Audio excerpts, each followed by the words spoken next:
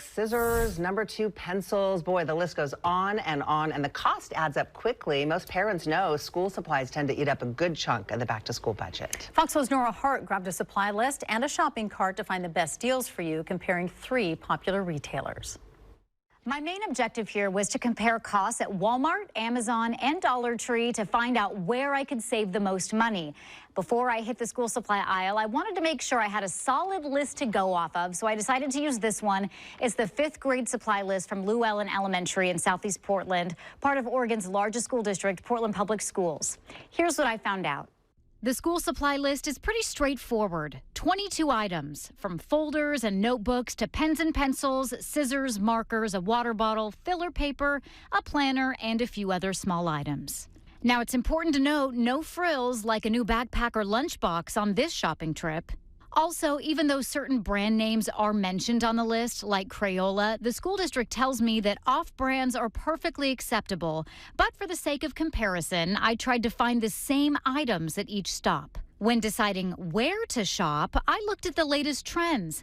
The National Retail Federation says the most popular places to get supplies this year include big box stores like Walmart, discount stores like Dollar Tree, and online retailers like Amazon. Add to cart. I went to all 3 with the same list to compare the cost.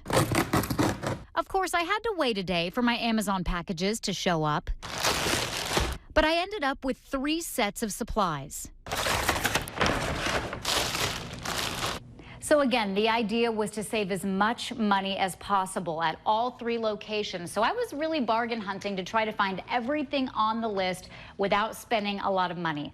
So let's talk about how much I spent.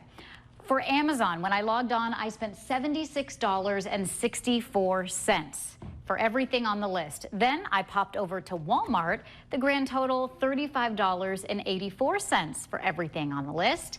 And finally, drove across town to the Dollar Tree and spent $25 for everything on the list, though I do want to point out that I was not able to get a lot of name brand things there, so if you're okay with off-label things, that's a great way to save.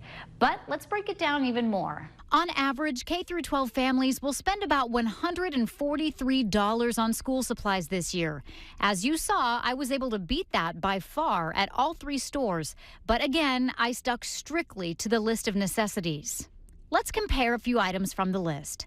Amazon was definitely the most convenient, but ended up being the most expensive, mainly because I had to buy in bulk. For example, I had to buy a 4-pack of erasers and a 7-pack of folders.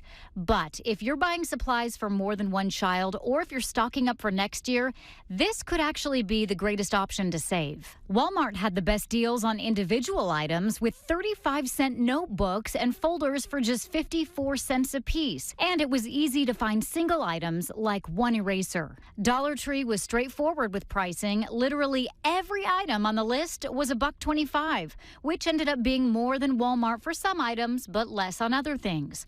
Also, I found smaller packs of items, so I did have to buy more of them. And again, I had to forgo certain brand names. No matter where you decide to shop, there are some other ways to save. The National Retail Federation suggests shopping early. Also, spread out the spending. Buy certain items only when they're on sale and wait on other higher price items. Take inventory of last year's supplies. There might be some leftovers to salvage.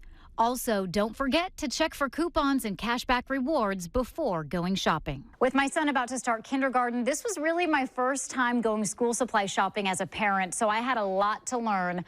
Ultimately, even though Dollar Tree was the winner for overall cost savings in our little experiment, at the end of the day, it really does depend on your specific needs. So if saving as much money as you can is your main goal, then making multiple stops for certain items might be worth the hassle. Happy shopping. In studio, Nora Hart, Fox 12 Oregon. She is a little bargain hunter, isn't she? She's so good. Another option to consider when you're shopping for school supplies, thrift stores. You may not realize it, but at stores like Goodwill, you can find lots of name brand school supplies. Oftentimes, they're brand new and in the package. And a tip, when you shop at Goodwill for school supplies, you'll want to check out the office supply and crafting sections. You'll usually find school supplies there. And if you don't find what you're looking for, you can always try a different Goodwill location or a different day. Since donations are coming in all the time, that means fresh inventory on a daily basis. Getting here right when the store opens is always It's always my tip because you're going to get the fresh stuff that nobody has seen. We've got organizers, we've got binders galore, index cards, and I think, you know, the other thing, a lot of items you can still find brand new in the original packaging. Right. These are just 99 cents. Also, sometimes Goodwill will partner with other retailers like Target to buy surplus items. So that's another way you can get deep discounts on new items. Of course, you can always find clothing, backpacks, and lots of other things for back to school at Goodwill. So you want to be sure